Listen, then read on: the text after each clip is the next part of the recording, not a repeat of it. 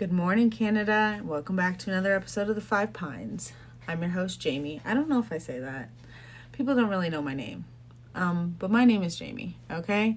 I find it very interesting that all of the conservative-leaning content creators, and most of us aren't even really conservative, I would say, more along the lines of just not on the left anymore, kicked out of the left, have nowhere to go, the right is the only place accepting us. So many of us, okay? And I did not realize how little my videos were being pushed out in comparison to other people's videos, because I thought I had decent numbers until I got my new TikTok, and now I'm getting thousands of more views. I'm pretty sure I was shadow banned. But I digress. I'm pretty sure I've been shadow banned for a while. Ever since the Million Man March, I think I was just exiting off of that. So anything that I got like 13K took me a year and a half, and I genuinely think it took me a year and a half because I was shadow banned so much. So I just find it very interesting that the government is censoring voices a lot right now. Now, a lot of people for different things. So mine was my support of Trump and my what should I call this? If you're looking at the screen right now, I am pointing to my arm, and I'm going to say that I'm talking about my broken arm. The government is censoring me for the arm I got broken, if you know what I mean. Like in 2021, we all got our arms broken, okay? That's what I have to say to be on this app. Why? Because our voices are censored about this certain thing for some reason, in Canada at least. I don't know about the States. I know for a while there you guys weren't allowed to even say the word of the flu that went through the world in 2020, but I digress. So I'm going to start out this video by saying that no woman or mom starts out as anti-broken arm, okay? Usually it is because something happens, and then the mom, like after a wellness visit, something happens, and the mom notices a very, very big change in her child, and the medical professionals will not say, they actually say things like causation doesn't equal correlation and stuff like that. So moms are forced to find communities online because these doctors aren't following a code of ethics for some reason, because for some reason we put broken arm syndrome on a pedestal, okay? In this land of pro-choice, it's very ironic to me that people think that they can't choose the treatment for their broken arm, okay? Because it's very permanent, okay? That is very different than taking a pill. I'm just going to say that you guys have a lot of trust, and that's great. But I would consider you privileged if you are able to trust the medical system on a whim, okay? I'm not saying that I don't believe in Western medicine. I think it has its place. I think it's done great things. However, we don't realize this day and age, because we put broken arm syndrome on such a pedestal, making it seem like we've saved communities. We have yet to acknowledge the fact that clean running water is actually the biggest reason why the Industrial Revolution has come as far as it has, and why people are able to live longer. It's because we have access to clean drinking water.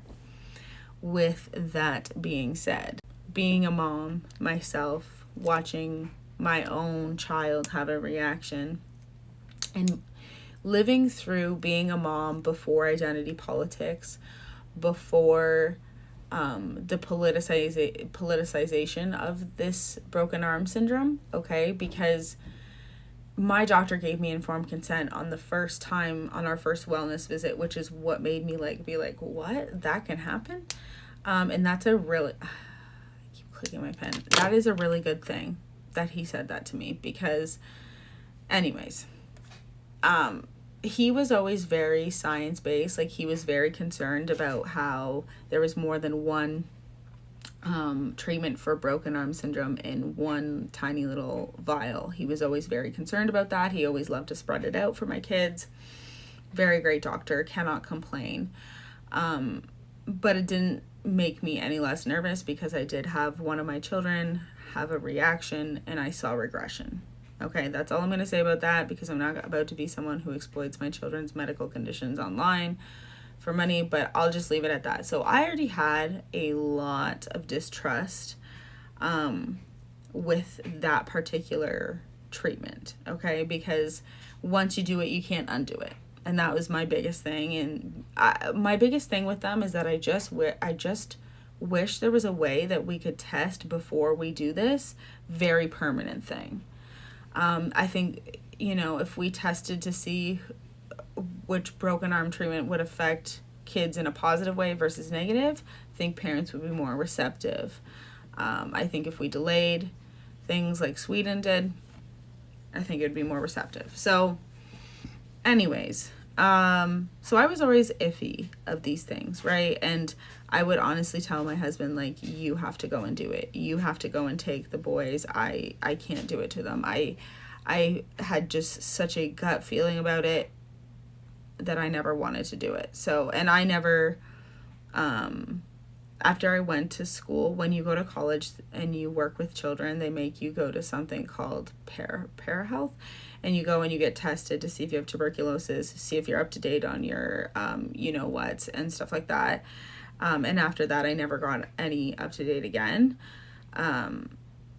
So yeah, let's fast forward to 2021, which was obviously the year where my health took a very significant turn for the worst. I might come on here and tell my whole health story because, to be honest, back when Harbor was in, I unironically had way more access to healthcare and was able to get a bunch of tests done. Now, I think I was beginning to get my Crohn's back then because I ate terribly. Okay, like I literally had to Google how to like vegetables.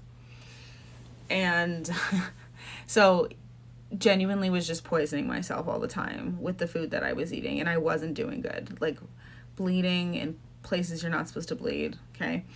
And I went on a health journey, lost 75 pounds, and went vegan for 4 years before I seen, and it made me feel great before I started to see significant changes in my health going downhill from there.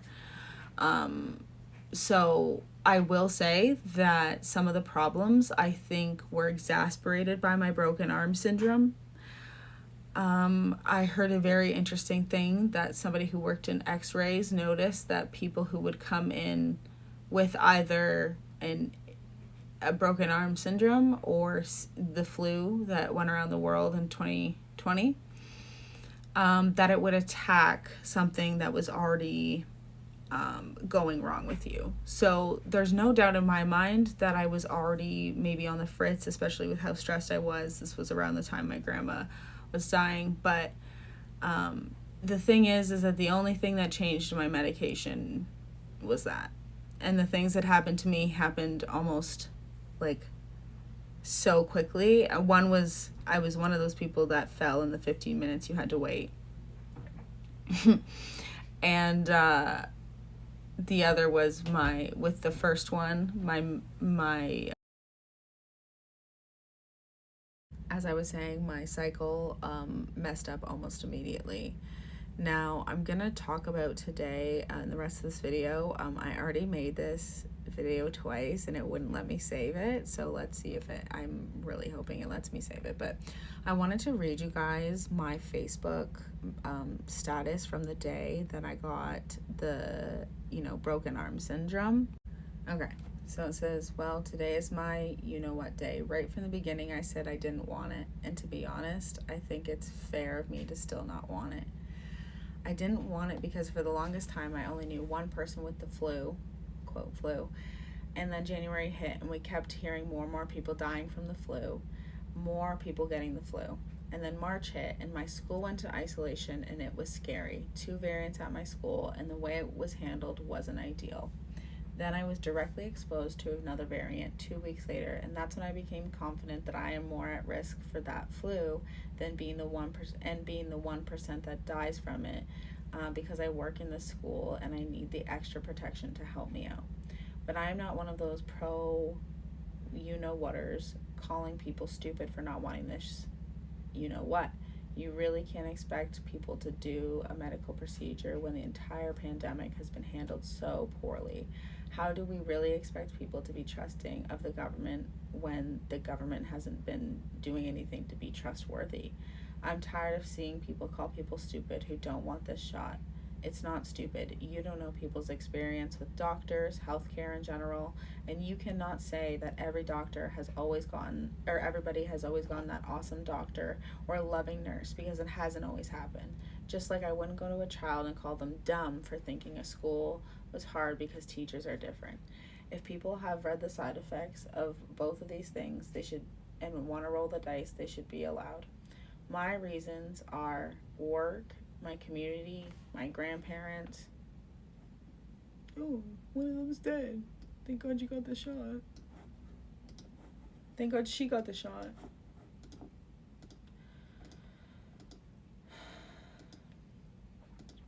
Oh, where is it? My reasons, my work, my community, my grandparents, and my own health. And whether you choose to get it or not, I respect that. I'm the one that's supposed to be protected. I'm the one that's supposed to get less symptoms. So get it or not, but it won't divide me from being your friend. Let's do this. So that's the thing. I'm not anti anything, okay? The rhetoric changed around the time Trudeau got in, okay? Because when my daughter was young, I still got informed consent. It wasn't like they were, if I had questions, it wasn't like they were mad at me or anything like that, okay? So, because I always thought it was so strange, because I went to school before all the DEI stuff came in, and we learned that, like, you know, no medicine is one size fits all, so you can't make people take a medicine. Like, we learned about ethics, and by the way, the ethics that a child and youth worker must, you know, take an oath to do are the same ones that doctors and nurses are held to. So that's when I knew that this stuff was, like, I knew it was wrong to hold people's jobs over their heads. I knew that what was going on was not okay.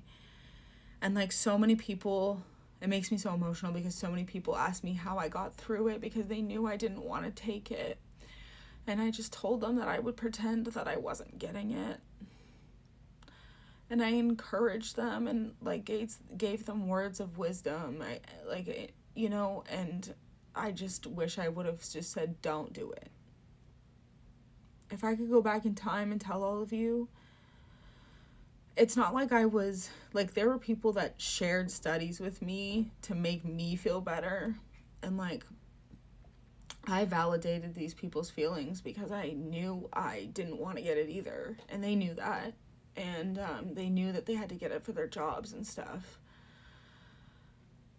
And, you know, by the time November came around, I got my last one in August, dropped right to the floor in those 15 minutes, and I was like, I'm not getting another one. I'm not getting another one. This is not happening again. I'm not, like, I would rather quit my job than get another one and roll the dice, because no.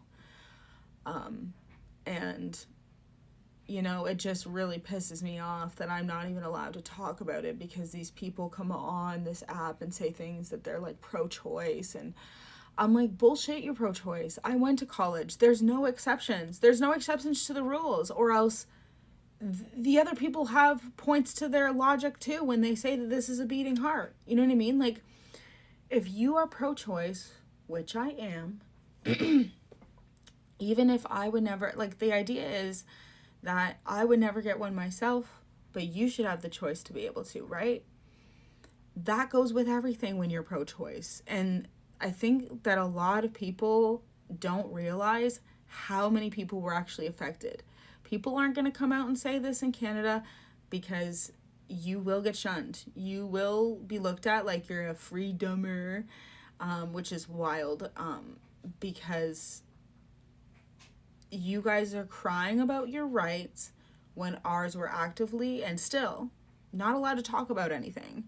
No, I have to talk like I'm in the book 1984 just to get my point across, because I might be spreading like, I'm talking about my personal experience, and you guys will base people's getting massive surgery, take massive amounts of medication based on life experience, but when someone like me comes in and says, hey, I went through this, it's a, let me prove, you need to prove it, or that never happened to you, or just any degrading ableist take that they can think of that they can throw in my face. That's what the left does and has become. So if you're in Canada right now and you're wondering how the hell did the States end up getting that, chances are you're in an echo chamber. Okay, chances are you're not doing a good job at remaining in center and hearing both sides out. And chances are that Canada just feeds you what you want to see. Because if you're pro-liberal, pro-NDP, that's all you're going to get. How do I know? Because I was pro-NDP.